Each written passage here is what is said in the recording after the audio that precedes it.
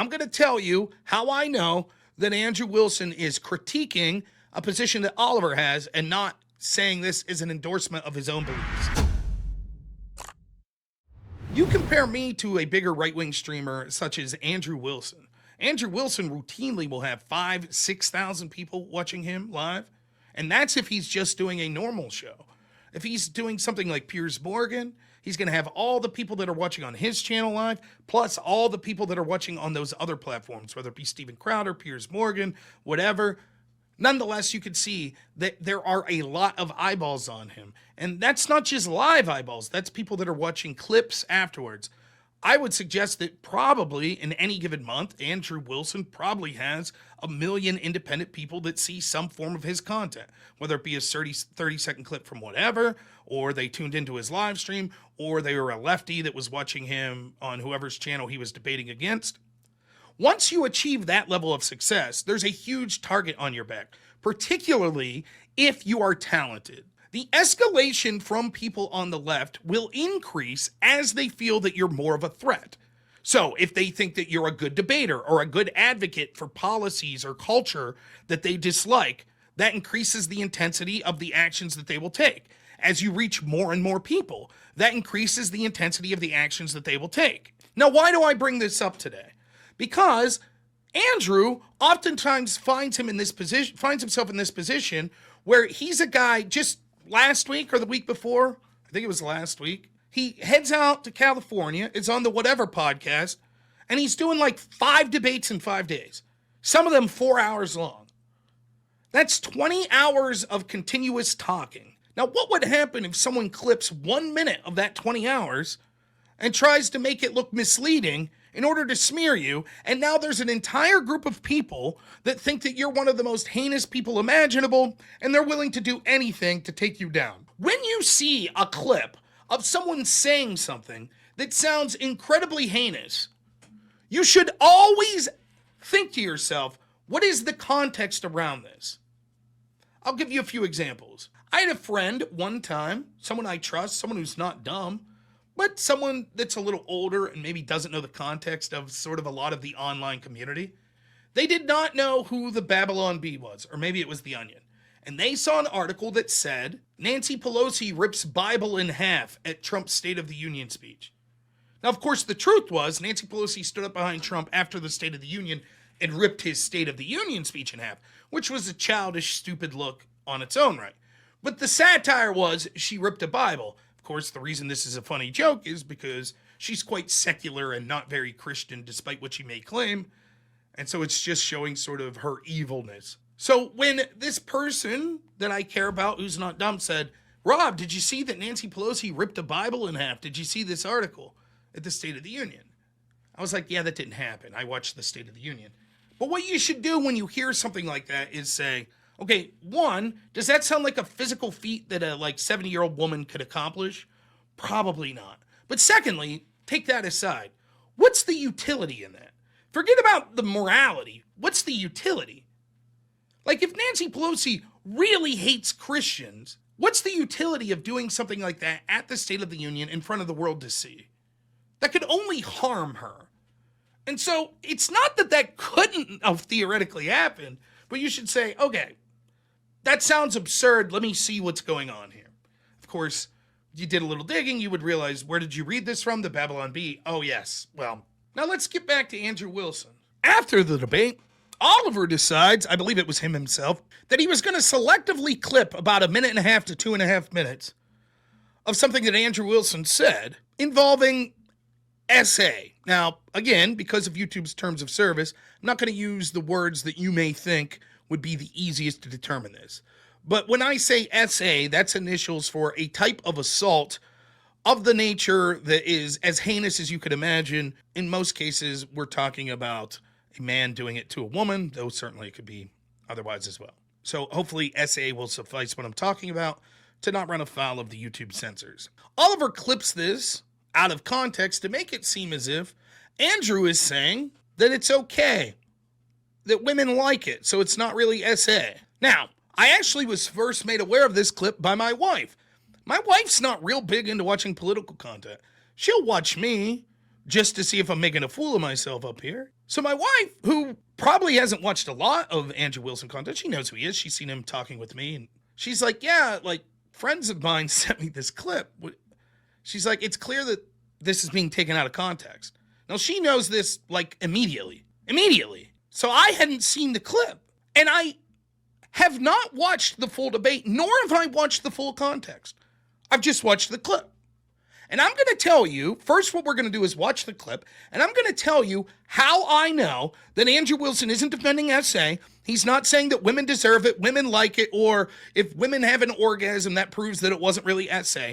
I'm going to show you in the clip how I know that, before I even look at the context, how I knew that. So we're going to look at this clip, and you're going to see how this slimebag Oliver and all of these lefties who can't beat Andrew in a debate when it comes to the actual substantive stuff and instead need to levy personal attacks and take out of 20 hours of discussion a 1-minute clip in order to make it seem, see, this guy's a monster, therefore it's okay. And make no mistake, this is a tactic that they use all the time. Say what you will about someone like Nick Fuentes. Nick Fuentes is a difficult person to debate. Very smart guy, charismatic, funny. I'm not saying I agree with all of his positions, but one of the things that happens when lefties debate Nick Fuentes is just be like, yeah, but you're a monster. That's not an argument. It could be brought up in the context of the specific argument you're talking about if you think that it applies. But if you start losing on the substance and you just default to, yeah, but you're a monster, then why did you engage in the debate in the first place? And it's something that these leftists do quite often. It doesn't matter if you're right or wrong because you're evil, you're a scumbag, you're a racist, you're a bigot. So therefore, even if I lose the debate, I could say that and my audience will clap like seals. So I found a clip that Andrew sort of reposted that's claiming to, this is Andrew's broader context. I have not watched that.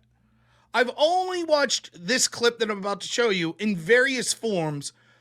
Dozens of people posting it out. Dozens of lefties and even righties that hate Andrew. So we're going to go through the clip first.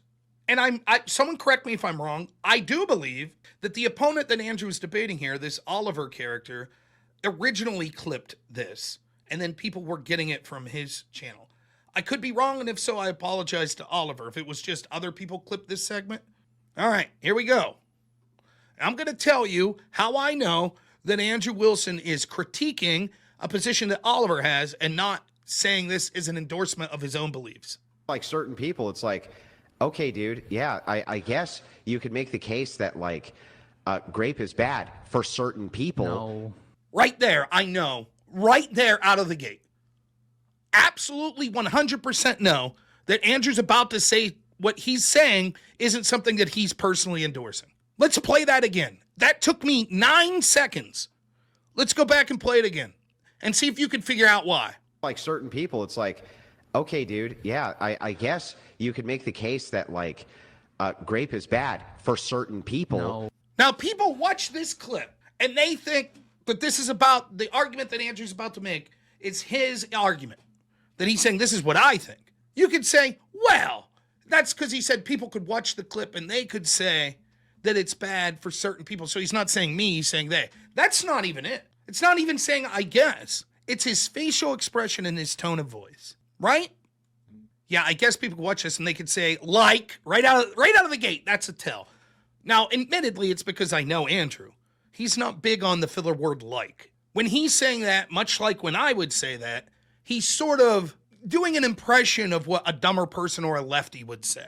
I might say something as such. Well, we just need to make sure that trans people are the only ones on Pride Month that have access to tampons. And so, if you're a cis woman, you need to go ahead and put those tampons back in the shelf so we can make sure that there's enough for trans people. Now, if that gets clipped out of context, oh my God, Rob Noor just said that only trans people should have access to tampons. But isn't it obvious from my tone and how the words that I'm saying there that I'm being facetious? I'm being satirical in order to mock the position. Yes, the eyes dart back and forth, the eyebrows go up. Now let's watch more of it, but I knew right out of the gate. That's all it took me when I saw this clip was like, yeah, this isn't Andrew making his own argument. This is him mocking an argument. That's what it is. Now don't get confused. In many ways, Andrew and a lot of these other people connected to the Crucible Jim Bob, Jay Dyer, folks like that. In many ways, they're smarter than me. Like, I know a lot of people that come through that community, and I love that community, don't get me wrong. But they're big on talking, like, saying things like this. Well, here are the fallacies that they've used. Here's premise 1 and premise 2, and therefore the conclusion. You know, we'll look at this through the lens of a syllogism, you know? What's the ontology of a statement like that? This is an internal critique being offered. Now, I know what those things mean, but I'm also a dumb redneck, and that's not how I talk. And a lot of people, I think, when they hear Andrew explaining in a technical way, look, this is exactly what I was doing. I was offering an internal critique. A lot of people, even those that would support Andrew, I think, don't really know what that means. What does that mean? So we'll go through what that means. When Andrew says he's offering an internal critique, what he's saying is, I'm testing your position. So I'm showing how your position is not true because I could give examples in another situation, an analogous situation that you'll admit, oh yeah, I could see. I'm testing your position by providing counterexamples. And if those counterexamples are true, then your position can't be true. That's it. Zen says, accepting your position and showing the inconsistency with it. Yes, that's a technical way of putting it as well. You could call it an internal critique. You could call it testing for consistency. But really, it's just saying, okay, if what you're saying is true, then here's this other situation that would have to be true. And if that other situation isn't true, then that proves there's some sort of problem with your position. For example, if you said all Trump voters are white males, I say, okay, well, that's true. Then surely there's no women that voted for Trump. You take that out of context and say, here, Rob Norris says no women voted for Trump. No, I'm saying if I could prove that there's a woman that voted for Trump, then your position's inaccurate. So that's what Andrew's offering here. And I didn't even hear. I could guess what happened. I swear to you, I have not watched the context around this. We're going to do that together coming up. My guess is that Oliver made some sort of position that said, in this situation, it's always blah, blah, blah. Or Andrew made a comment and Oliver said, well, technically no, because, and then gave some absurd hypothetical on the fringe that he thought would disprove Andrew's position. And Andrew was like, yeah, but then that would be like if you say essay's bad. And I'm like, well, not for everyone. Some people could think that essay's good. And you'll rightfully say that's an absurd position to disprove the essay's bad. My guess is that's sort of the thing that occurred. Now remember, this is the clip that's being used to smear Andrew. You can even see on this post, it says, Andrew Wilson says it's okay to essay someone and that because some girls have an orgasm, it makes it okay. Is that true? Like certain people, it's like, okay, dude, yeah, I guess you could make the case that like grape is bad for certain people. No. For certain people. No. So maybe Andrew said something like, you know, getting into porn is bad. And Oliver said, for certain people.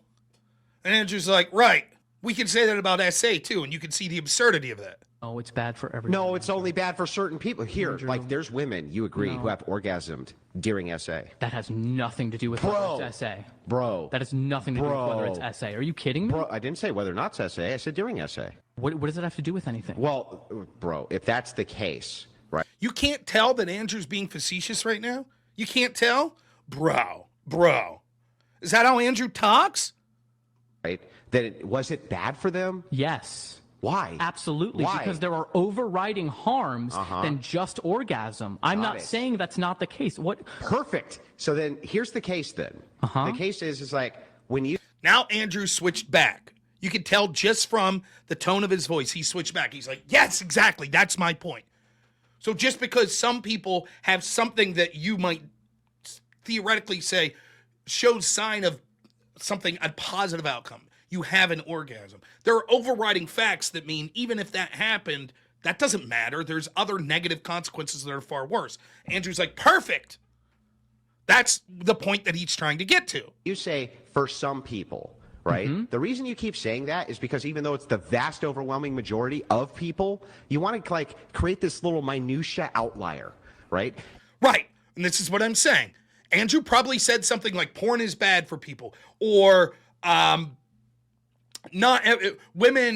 traditional gender roles are better for people. Or maybe it was, abortions are bad and evil. And there's like this fringe outlier that Oliver wants to bring up. So Andrew brings up this point about SA because he knows it's a point that 99.9999% of people would admit, yes, SA's bad. It's bad. Of course. Andrew believes that. Brian that runs whatever believes that. I believe that. 99.999999% of Andrew's audience believes that. 99.9999% of Oliver's audience believes that. Unless you're a person engaging in that sort of behavior, yeah, we all pretty much agree that that's bad. SA's bad. So he takes an example that we could all admit's bad and say, but what if we said that, well, there are certain things in it that could be deemed, some people could argue are good. And so see? And Oliver's like, no, that's absurd. Even if you tried to make that argument, there's so many intrinsic things that are bad about it that outweigh. And Andrew's like, right. So the fringe sort of argument isn't what we're talking about. That's what you keep doing to me. I bring up these things that are bad. You bring up this fringe argument. Now, I haven't heard the greater context, and I'm 99% sure that's what's going on here. And even if I'm wrong about the specific details, which I don't think I will be, it's clear that Andrew's not saying, oh, if you have an orgasm during SA, then you liked it. So it makes it okay. In fact, he didn't even say that in the context of his facetious counterexample. But to the extent that you could say, is he saying that it's okay? No, it's clear he's not saying that. Just from the tone of his voice, you could see it. And now you can see it from the clips that they clipped themselves that show that's not what he's arguing. Is it logically possible that there's ever been a woman who's been SA'd who'd enjoyed it? I'm not going to. Can you answer my question? No. Is it logically possible? I'm not ascribing anything to that. Do you think there's ever been a single woman who's been SA'd and has enjoyed it? I'm not going to answer the question. Answer the question. I'm not going to answer the question. But because then I can't say some people. I'm not going to answer whether women enjoy being great. That's not what I asked you. Whether a woman has enjoyed being great. If there's ever been one. Do you think there's ever been one? No. I'm not answering. You don't think there has been? I don't know, and I'm not going to answer. Yeah, exactly. I'm not going to answer. Because you I'm know. not going to. And again, the point Andrew's making here is, has there ever been a woman that derives some pleasure or some enjoyment out of that sort of action? And unfortunately, the answer is probably yes. Now, I don't know how technical people want to get in their definitions of SA, but for me, it's all about consent given prior to an action. For example, there are actions that could occur that we may say have the hallmarks of SA. Physical violence during an act of intercourse. Now, this isn't my forte or something I'm interested in, but I am aware that there are people that are in all kinds of, into all kinds of weird kinks and shit. So if you just saw a video and said, holy shit, that looks like SA, to me, that looks like it. My God, throw that guy in prison. That woman might say, no, that was just role playing. It wasn't SA. Consent was given. What makes it SA is that there wasn't consent. It was forced. That should always be a crime. It's always evil. But is it possible that a woman enjoyed it? It is. By the way, it could be possible that a man is SA'd and physically enjoyed it. That doesn't make it right. That doesn't mean that person shouldn't be prosecuted, but it's theoretically possible. And so after the fact, the woman may even be ashamed that she enjoyed it. All that this is saying is there are always a potential for crazy outliers. That's sort of what's going on here with Andrew. He's not saying that it's common. He's not saying that it's a good thing. He's not saying that people that commit SA didn't commit a crime or do something heinously immoral. He's saying, if your critique of my argument is, yeah, even if you're right about 90% of people, whatever the argument Andrew made, abortion being bad or women in the workforce being happier if they have children and stay at home, whatever argument Andrew may have made, a force doctrine argument, that men are usually stronger than women, etc. And if you're like, yeah, but here's this one woman, Andrew's like, but you see how ridiculous that sounds if we take it to a field of something that you and most people would agree with, like SA. Yeah, but if there's this one woman that enjoyed it, well, then we can't say that SA is always terrible and blah, blah, blah. Andrew's not saying that. Andrew's saying, no, to the contrary, even if there was one woman that enjoyed it, we would still say, no, it's a heinous, gross act, and it's perfectly reasonable to say it's disgusting, should be condemned in the strongest possible terms. That's what Andrew's saying. But they're trying to clip it like saying, how dare you even ask if a woman could have possibly enjoyed it? But the utility of the question is to prove the absurdity of taking a one fringe case and then saying, therefore, we can semantically critique you because there could be this one or two fringe cases. That's the entire argument. This is such a weird thing. This is such a weird thing to get on. What's wrong with answering about. the question? Because I'm not going to contribute to rhetoric that tries to say that there is anything good about SA. Who said there's anything good about it? You just said that some women orgasm, therefore that is a good of it. No. There are some people in my audience that don't like Andrew Wilson. I totally understand it. Why would you like some guy that can't even open a jar of olives? Totally get that. But all joking aside, you don't have to like. I like Andrew. You don't have to. Perfectly reasonable. I don't give a shit. I'm not here to hold your hand. You ain't gonna hurt Andrew's feelings. I don't give a shit. He doesn't give a shit. Whatever. There's people in Andrew's crowd that don't like me. Perfectly reasonable. Okay? In fact, it'd be absurd to think that there's an exact crossover from people that like one streamer to the next.